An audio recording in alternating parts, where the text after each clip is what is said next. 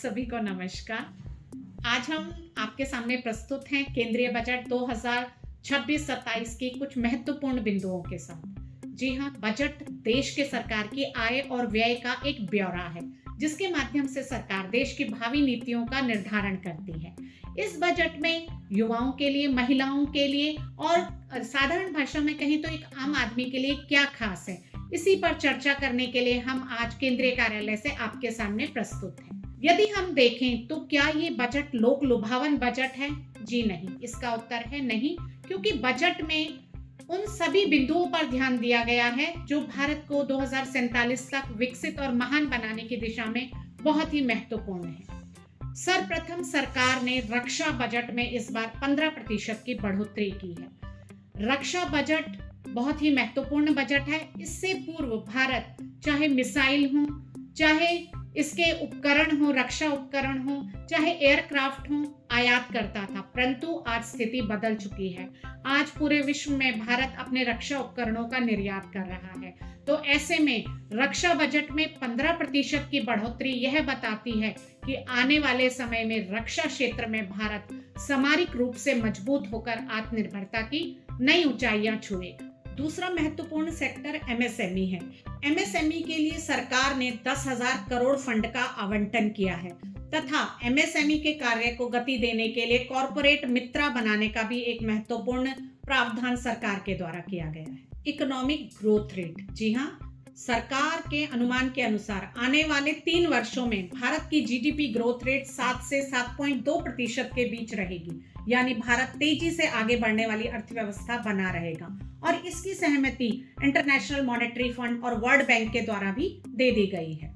अगर हम fiscal deficit की बात करें तो फिस्कल डेफिसिट 4.4% से घटकर 4.3% रह गया है। जी हाँ, राजस्व घाटा का ज्यादा होना किसी भी गवर्नमेंट के लिए शुभ संकेत नहीं है।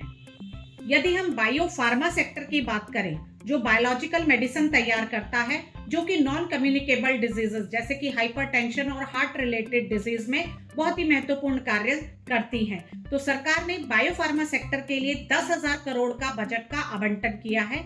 इसमें दवाइयां, वैक्सीन और मेडिकल रिसर्च को बढ़ावा मिलेगा।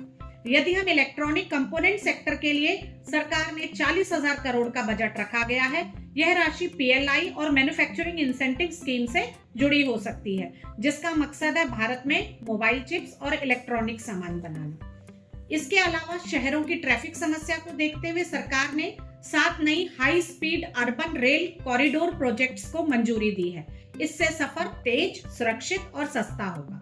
यदि हेल्थ इंफ्रास्ट्रक्चर की बात करें तो इस बजट में 3 नए एम्स आयुर्वेद सरकार के खोलने की योजना है। इसके अलावा 5 रीजनल मेडिकल सेंटर अमृत और आयुष्मान जैसे मॉडल पर आधारित हो सके। कुछ सेक्टर्स में 15% तक टैक्स को बढ़ाया है। सैंडलवुड बिजनेस पर 18% टैक्स ड्यूटी बढ़ाई गई है।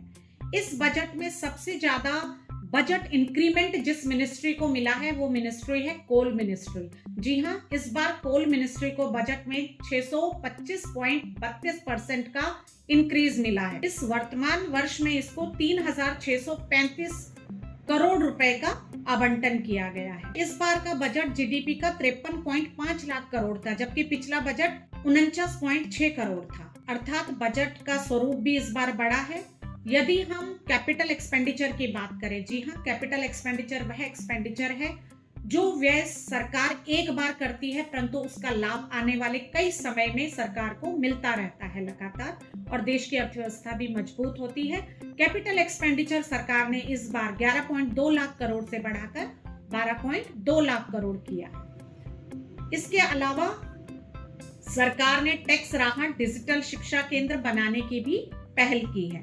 तो इस तरह ये बजट जो है ये न केवल हमारे इंफ्रास्ट्रक्चर को मजबूत करता है, अपितु tech, pharma, smart urban development पर भी सरकार ने जोर दिया है और किस तरह ग्लोबल प्रतिस्पर्धा और निवेश की आकर्षक रणनीति बनाने में भी फिस्कल डिसिप्लिन के साथ सरकार ने बहुत ही महत्वपूर्ण भूमिका निभाई है।